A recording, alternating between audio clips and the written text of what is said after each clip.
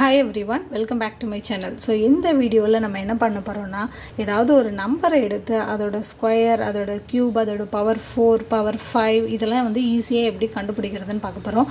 So இப்போ ஈஸியான நம்பர்ஸ்னால் mostly என்ன பண்ணுவீங்கன்னா அதை இப்போ 3 பவர் 4 வேணும்னு வச்சுக்கோம். ஸோ 3 பவர் 4 வந்து 3 வந்து 4 டைம்ஸ் நிறைய பேர் 3 × 3 × 3 × 3 இப்படி போட்டு கண்டுபிடிப்போம் 81.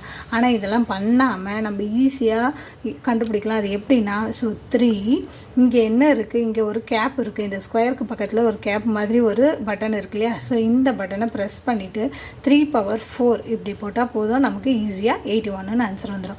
இப்போ ஸ்கொயர்னால் நார்மலாக ஈஸியாக கண்டுபிடிச்சிடலாம்.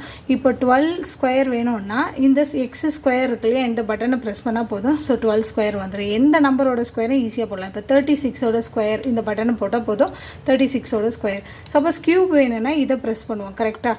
ஸோ 12 பவர் கியூப் வேணும் 3 வேணும்னா இப்போ 12 கியூப் வந்து 1728 இந்த மாதிரி கண்டுபிடிச்சிருவோம்.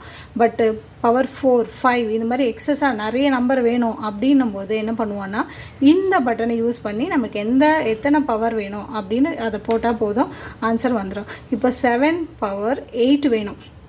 ஸோ 7 நீங்கள் 8 டைம்லாம் பண்ண வேண்டாம். ஸோ 7 இந்த பட்டனை யூஸ் பண்ணி பவர் 8 போட்டால் போதும். ஸோ உங்களுக்கு ஆன்சர் வந்து ஈஸியாக கிடச்சிரும். ஸோ இந்த வீடியோ பிடிச்சிருந்தால் மறக்காமல் லைக் பண்ணுங்கள், ஷேர் பண்ணுங்கள், கமெண்ட் பண்ணுங்கள் அண்ட் சப்ஸ்கிரைப் பண்ணுங்கள். தேங்க்யூ.